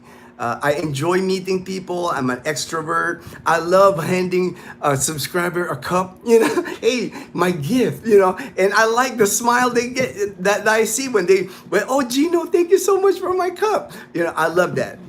I just love that connection because I understand now, it's like I have a big responsibility to the people that watch me, and I understand that. That's why I don't want to stray anybody wrong. I want to always do good and be good is my motto because I just want to give positivity out there. I want to help people. I would not be, I don't do YouTube for money because I don't make that much money on YouTube. We don't make a lot of money from YouTube. And that's not the objective. For me, it's giving me like a purpose. I like the communication. I like meeting good people. My good friend Gray, my good friend Michael, my good friend Brian, Texpat, Edgar, Danine, when I meet people, I love that. I love the connection. EJ, when EJ was in Boracay, I played pickleball with him, I love that I've gained so many friends, because of our channel. Everything is more fun when you want to do it rather than feeling, yes, right? It's like I said, I would not be doing YouTube if it felt like work. Once it starts feeling like work, I can quit it. I can quit it anytime. It's not, we live good on my military pension. It's like, I think that's the thing too. It's like we don't have the pressure. Like there's some YouTubers that I know, here in the Philippines. They rely on the income from YouTube, and for us, it's nice. It's a nicety. It's kind of like what little we earn from YouTube. It's nice to have because it's like the extra. The extra stuff, the vacation, the dinner, going out to dinner. It's nice when people treat us to dinner, take us out to dinner. It's like, to me that, that's, we get rewarded. It's not like I don't get rewarded for helping people, for assisting people to their move here. It's like, I get a lot out of it too. I get reward from people. In 2000 a good budget to play? Oh yeah, 2000. Come on, 2000 is like what? Like over 110,000 pesos. Man, doctors in the Philippines don't make that kind of money, man. Come on. Plenty of money, man. There's people in our subdivision here, gated community, that don't make $2,000 a month. Don't even make half of that. You will live well on that budget here. Danny, in the US, we've been convinced that an absence of symptoms is the same as being healthy. Yeah, it's like, that's why, when I ask people, because people will say that, it's like, how's your health? When I ask them that question, but when I dig in, okay, when I start asking them, okay, when was the last time you had lab work done? And they go, oh, it's been years that I mean, how would you know if anything's wrong with you if you've not had any lab work done at least, right? I always tell people before coming to the Philippines or the minute you arrive in the Philippines, the first thing you got to do, because I have medical background, almost 30 years working in hospitals. When you land in the Philippines or even before you leave the US, get your lab work done. Get a full physical, full lab work. Get your creatinine level, get your sugar level, get cholesterol level. Get all that done because that will help you to have a baseline is what it's called. Like you at least have a piece of paper to like, when you leave the US or the minute you get here, you have a baseline medical information that a year from now or 6 months from now, if something goes wrong with you, you can show the doctor, hey, doc, when I first came here, this is my labs and I felt good. What happened? Then they can do a lab and they can see if all of a sudden your cholesterol spiked up, your sugar spiked up, or creatinine level spiked up. You wouldn't know that if you've never had it done, So to me, I guess because for me, I'm medical, I've always had physicals in the military. Annually, we had physicals. When I retired, I maintained that. I always have yearly physicals.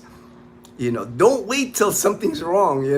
You want to keep getting checked for stuff. That's why they always advise us, like all these tests that we could do every 5 years, or when you turn 55, when you turn 60. There's a reason why we have those tests, to catch something. It's better to catch something when you're not like, ready to like really in bad shape. You want to like preventive maintenance. Preventive is always better than don't wait until you got to go to the emergency room, Adults have to accept the consequence for your actions too. It's about holding yourself accountable. Not many people have that and blame others. Yes.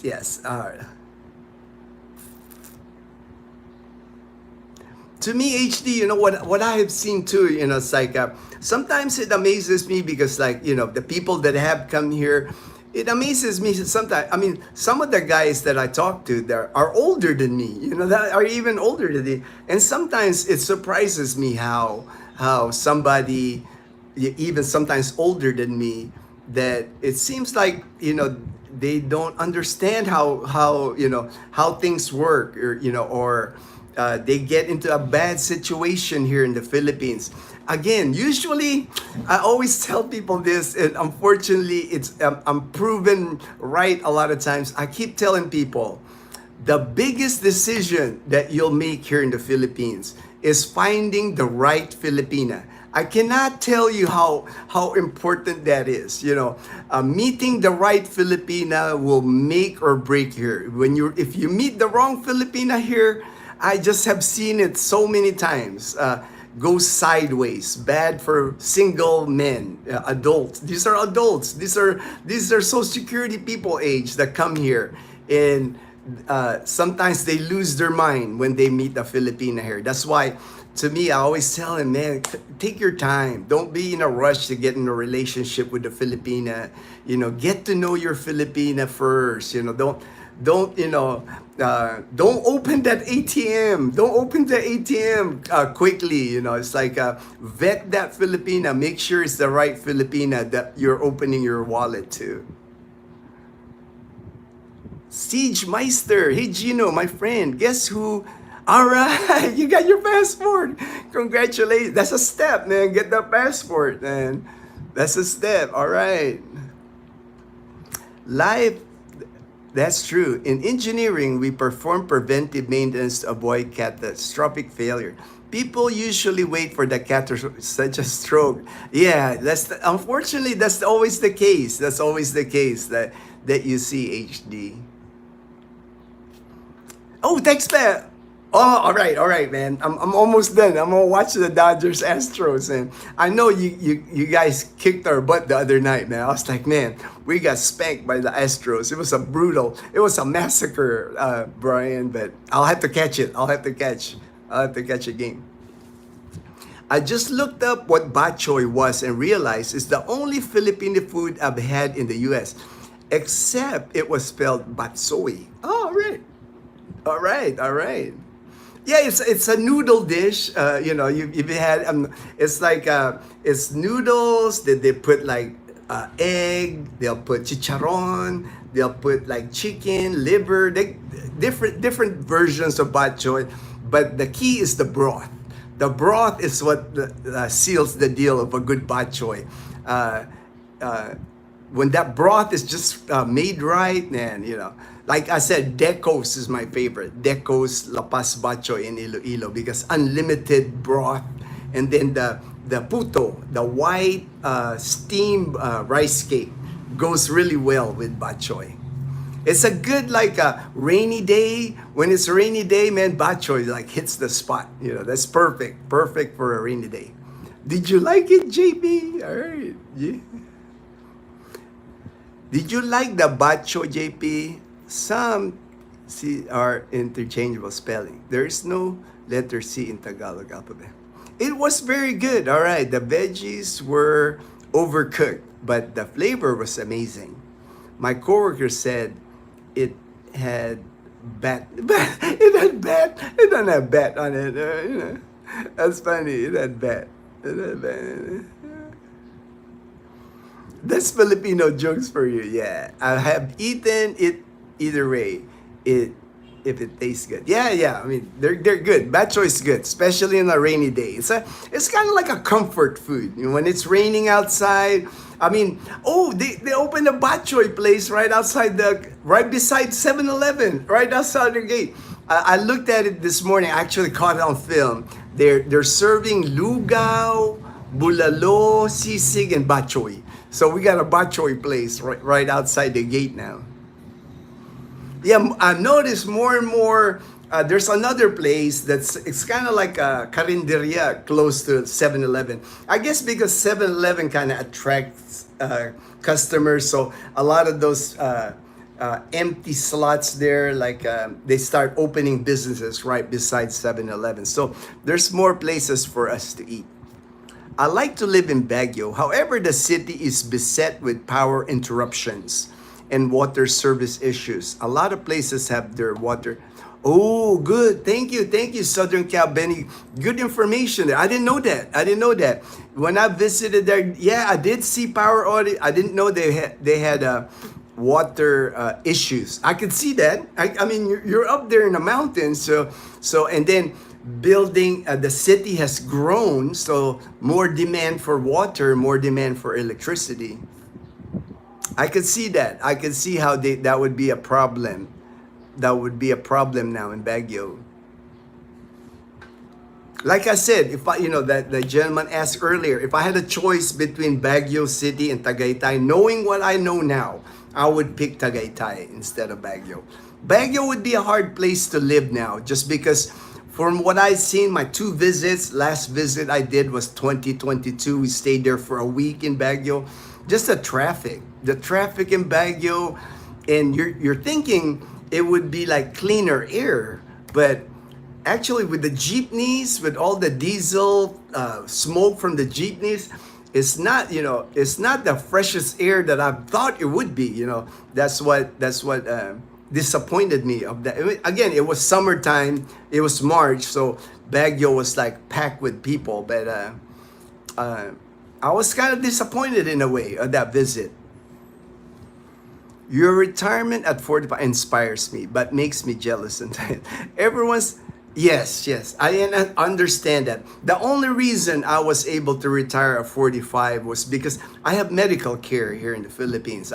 It would have been risky for me if I didn't have medical care in the Philippines. I have TRICARE from the military, and that's one thing that's allowed me to retire in the Philippines. That's why I always ask people that, especially the ones that are coming here for with Social Security alone, because I know if you're Social Security alone, your insurance is Medicare. So I always tell him, you know that there's no Medicare in the Philippines. I always tell him that if you come here in your Social Security age, you're collecting Social Security, you do not have medical insurance in the Philippines. So that's the chance you're taking here. Chance you're taking if you suffer a heart attack or a stroke here in the Philippines, that's going to come out of pocket. That's why I told the gentleman, I didn't think he had enough money, because like, what happened if he has a stroke here? He can't afford surgery here in the Philippines. A lot of times when you have a stroke, if you have a heart attack, you can't fly. The airlines will not allow you to fly to the US. So you're going to have to get your medical care here in the Philippines. So to me, that's why I'm saying you have to have that emergency fund to seek medical care here in the Philippines. Good morning, Ginno. How are you, brother? John, all right. Good morning, John. We're okay. Oh, glad to hear. We had a good 4th. The rain stayed away for all. Oh, nice. At least you got to enjoy fireworks and all that. That's cool. We're just enjoying Saturday. Oh, nice. Here it's Sunday, bright and sunny. I mean, it's like when Leanna, I was hoping I was going to take her swimming today, but she still has a cold. She's had a cold now. You know how it is with kids in school. They pass stuff at school. I'm actually careful with Leanna when I'm around her. When she's got a cold, I'm wearing a mask around her because I don't want to catch a cold. Especially we're going to Iloilo. I don't want to be sick when I go tomorrow. But I was hoping to take her swimming this weekend before we go to Iloilo, but it doesn't look like it because she still has a cold. But that's how it is, with kids, because they pass, when they're in class, they're passing all that illness in school. Edgar, I got blood work schedule and doctor set for end of July. Then after 2 months in the field, we get everything checked again. Yes, that's it, man.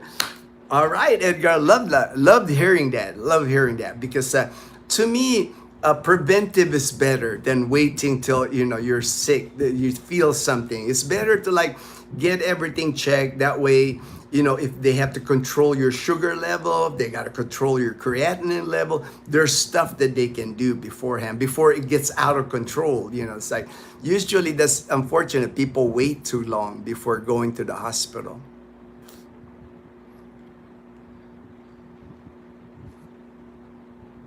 You're in Iloilo now? No, I'm not in Iloilo. I'm not. Tomorrow we'll be in Iloilo City tomorrow. Man, I know, thanks, man. I know. We got creamed, man. I didn't know they started us here in the dark. Yeah, we got creamed. It was like, you guys creamed us yesterday. Hello, good morning. For Oceanside, all right, Oceanside. I saw you yesterday too. Thank you for joining the live stream. I look at my blood work and try to figure out why the numbers are the way they are. I've discussed with my primary the number he ordered to check.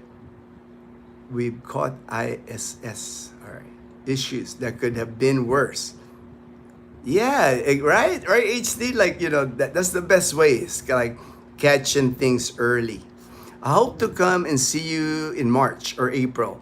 All right. Just let me know if you come to our area, if you go to Boracay, just let us know.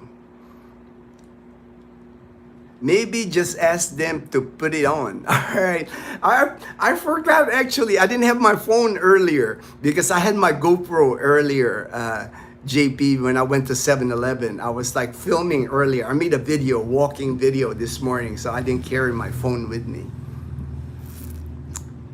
I'm glad I could catch this chat, but I have to hit the dusty roads now. All right, Steve. All right, thank you for joining the live stream, Steve.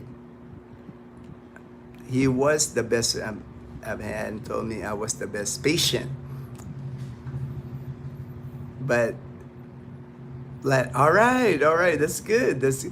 Doctors, I know HD, I know doctors, like me, I was in the medical field for all those years. I know doctors appreciate it when the patient listens or the knowledgeable. Now doctors hate it when they have a patient that doesn't seem to understand what they need to like change habits. Like like if somebody has lung issues already and they still continue smoking, doctors don't want to hear that, man. All right, that's not the first. Hey, Gus Spring, man, that's not the first time I've heard that on the channel. I'm a fan. I'm a fan of Breaking Bad, so love Breaking Bad. Love the show. Love the show. Love the character Gus Spring. The place on Google Maps. I added, yeah, that's what JP was saying. Take a picture of it. But I didn't have my phone. I didn't have this phone. Next time I'll try to remember to bring my phone and add 7-Eleven to it. Now I understand why my mom's niece is sore about coming back to the Philippines. Due to medical issues, she doesn't have TRICARE, only Medicare, and she lives out. Yeah. That's the thing. It's like there's no Medicare here. So, for people coming here to the Philippines, you're giving up. You got Medicare in the U.S. Pretty much close to free medical care in the U.S. You're coming here to the Philippines without that. That's a lot to give up. I know people here in the Philippines. Expats that move here in the Philippines, and as they get older, they're realizing they're getting more and more medical care needed. So a lot of them, that's why they go back to the U.S. because they get to 65 and they realize, man, if I stay here in the Philippines, I'm forking out so much money on out of pocket. Whereas in the U.S., at least you have access to Medicare in the U.S. A lot of people go to Guam, because Guam's got Medicare. That's the closest to the Philippines that has Medicare. 4 hours away from Manila to Guam. Living alone is dangerous in the Philippines if you don't have any relatives. Yes, definitely. Especially if you're older, if you're getting older, Social Security age, and you're living alone in the Philippines, no relatives. That would not be a good spot. You need, that's the thing here in the Philippines. A lot of people here live around family. Family is big here. It's like we don't, a lot of the older people in the Philippines, there's not a big Social Security in the Philippines. There is Social Security, but not like the money that the Americans get for Social Security in the U.S. Here, they're lucky if you get a couple of thousand pesos or, like $50 or $100 from the government Social Security here. So a lot of the care here for the elderly people here, their family takes care of them. Lola and Lolo is taken care by family. It's all about it's almost like a written understanding that your parents raise you, and then when your parents get older, you're supposed to take care of your parents. And that's how it's been in the Philippines. Family rallies together, make sure that Lola or Lolo has a place. Lola is like grandma, Lolo is grandpa. Make sure that they have a home. Somebody will take them in, And that's the thing. I think that's the difference with the culture, the American culture. Because I've seen both. I've spent half my life in the U.S., half my life in the Philippines. That's a difference between the cultures. In the U.S., when you hit 18, you're so eager to get out of the house, be on your own, doing your own thing. A lot of times you move to another state, you follow whatever job, you join the military. Here in the Philippines, the bonds between family is like stronger. A lot of times families stay in one area. Like for Dazzle's family, they all are from Katiklan. Brother, sister, uncle, aunties, everybody's in grandma, everybody's in Katiklan, Aklan, one area. So, there's always that watching out for each other.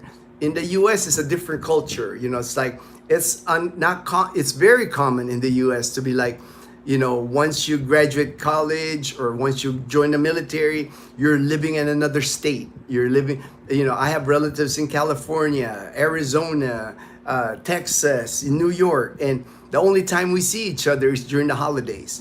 That's the difference in culture. Here, family, it has a tighter bond.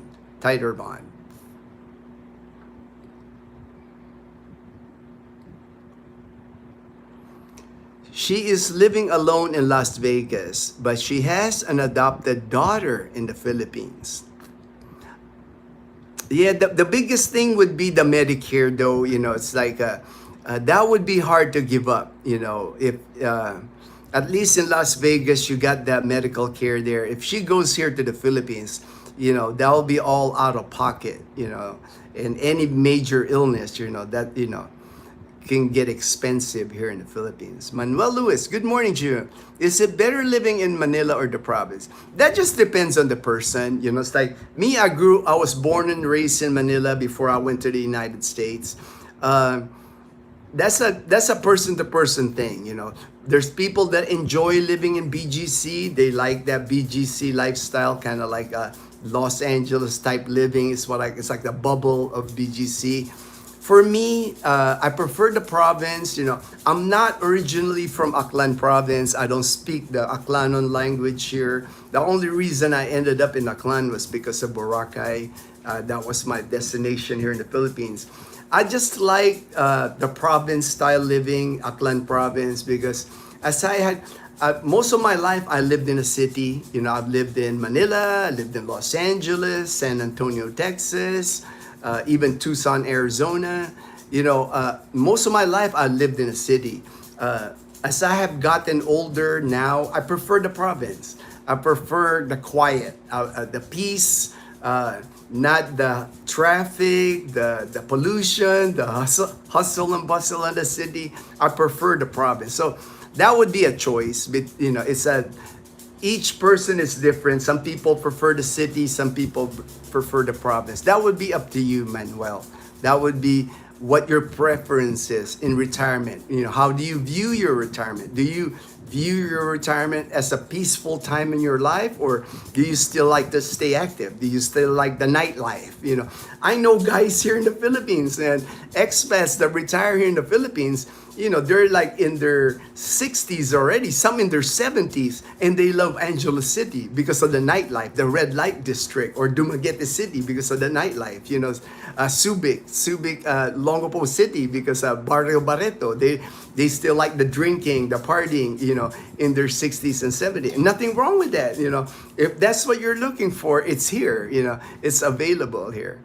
We all just look at retirement differently. We all have different things we want out of retirement. I can provide you approximate coordinates based on the videos I've seen from Ginno. All right. She lives in Vegas as a roommate, and her health is not getting better. She's close to 80. Although she lives with a roommate, she's worried about, yes. I would not recommend the Philippines. Unfortunately, at her age, and then, if she's not doing well health-wise, unfortunately, no. She wouldn't be a good candidate to come to the Philippines.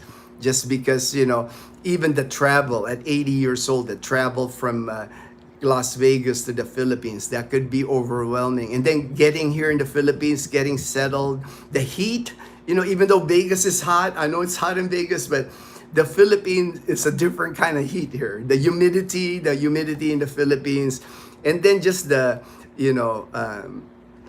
would not give up her medical care. I would not give up her medical care in the U.S. You can use Google Street View to sort or preview or walk where Gina's at. All right. I was encouraging her to come back to the Philippines, and I feel bad now after learning from you. I'm glad to learn from you. My only hope is that her family will truly take care of her in Palumpon. Yeah, that's the thing. It's like, I don't know where Palumpon is, but especially if she's going to a province, the provinces here in the Philippines, I always tell people this. You have to do your research, especially if you're going to the provinces. If you're going to Manila, if you're going to Cebu City, Iloilo City, your medical care is going to be good. Good medical care is available in those cities. But when you start going into the provinces here in the Philippines, let me look. Palumpon. Let me see where that is. Oh, in Leyte. See, that's the thing. I didn't know that's in Leyte. I don't know about good hospitals in Leyte. That's the thing. It's like I always tell people, before coming to an area in the Philippines, you have to do research in that area. What medical facilities will be available to you? Do not assume that when you go to the Philippines, especially if you select a province like Palumpon, Leyte, do not assume that they will have hospitals there or have hospitals that are semi-American standard. You will be surprised at some of the, they call hospitals here in the Philippines, but, I don't consider them hospitals because when I see them, it's like, where's the stuff? where's the MRI machine? Where's the X-ray machines? There are just, a lot of times it's just a building that says hospital, but it's an empty shell inside. There's nothing inside as far as advanced medical equipment. That's why you really have to do your research, especially if you're going to the province here. Make sure that don't wait until you're sick and go into the hospital to find out what services that area or the hospital. Like a friend of mine, Ron Navy, his girlfriend is in Rojas City. Rojas City is called the city. But when his girlfriend's mother needed an MRI, they did not have an MRI in Rojas City. If you can believe that. Like, to me, that's crazy. A whole city without an MRI machine. They had to go to Iloilo City to get an MRI, to be use an MRI machine. So those are that kind of things that you would not expect. Don't assume in the Philippines. Don't assume that you Googled, Palumpon, Leyte, they have a hospital. Do not assume that hospital has the capabilities, is what I'm saying. It's like, especially if you already have pre-existing conditions, if you're diabetic, high blood pressure, if you have heart condition, don't assume an area, especially in the province, because it says hospital, that they would be able to service you. Do research. Research is very important. Take a selfie in front of the 7-Eleven and use it for maps. All right. I will do that. I'll take a selfie in front of a 7-Eleven. Expat. Next time, I'll bring my camera. I just forgot my camera this morning because I was filming this morning. I was more concentrated on the GoPro filming and avoiding people. I was like avoiding, I saw a little kid. I was like, I got to go around. I got to go somewhere else. I can't film you. Wow, that's terrifying. So it's better to be healthy and young to retire there first, then maintain. Yes, definitely. It's like, that's why, this is a common advice I tell people. Don't wait too long. Don't wait too long to retire. I always tell people, retire as soon as you can. I know financial, of course you got to consider financial if you're going to make it a retirement. But if you're financially able to retire, I always tell people, if you're financially set, there should not be any thing holding you back from retiring. And it doesn't have to be the Philippines. It could be in the US, could be other countries in the world. But to me, it's like, why work if you don't have to?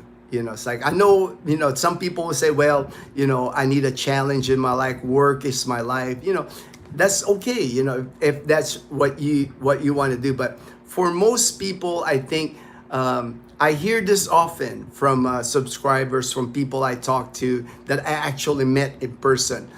Most common thing I hear from people is like, they tell me, I wish I retired sooner. I hear that all the time because a lot of people regret, that, man, I could have retired when I was 62, or I could have retired before Social Security. I have enough money. Because what happens if you wait too long?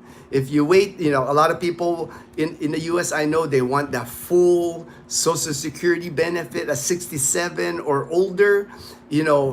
At 67, a lot of times that's when a lot of illness already starts happening, and by the time if you wait too long to retire, a lot of times you can't enjoy retirement anymore. You're not able to travel. Sitting in a plane for 15 hours could be challenging on your back, on your knee, on your stuff. That stuff happens when we get older. Unfortunately, we're all gonna suffer. Something. We're all gonna get sick or something when we get old. Unfortunately, I don't think. We're immune to being sick as we get older. So the longer you wait in retirement, the longer you postpone your retirement, I think you're doing a disservice to yourself. To me, if you're financially able to retire, I would retire. To me, I have no regrets. I was so happy I was able to retire early because even though I got diagnosed with cancer, even when I got sick with cancer, my thinking was, well, if I die now, I die now. At least I had, 13 good years in the Philippines. At least I got to enjoy. I'm sure everybody's seen it where people retire at 65, retire at 67, and a year later they're dead. They didn't get they didn't get the full enjoyment of retirement, because they waited too long. All right, I got to the bottom. It's 2 hours already. Thank you, everyone, for joining the live stream. Appreciate everyone's support, as always. Hello, I was thinking Boracay to live since I have family friend and can help me start aware cost of living. Yeah, to me, that's ideal, Manuel. If you're going to a place, Boracay, and you got family, that's perfect, man. I always tell people when they come to if they do move to the Philippines or retire in the Philippines, it's always good if you have a sponsor, if you have somebody already that can guide you, especially if you haven't been to the Philippines in years. A lot of Filipinos, they work in the US 20, 30, 40 years and want to retire back in the Philippines. It's just a lot better if you have somebody here guiding you through the process. You can update the map. All right, let me take a picture of that coordinates. And all right, thank you so much for the. All right, take care, bro. All right, take care, Brian. All right, everyone, have a blessed day. Enjoy the rest of your day. Thank you very much for joining the live stream. Take care, everyone.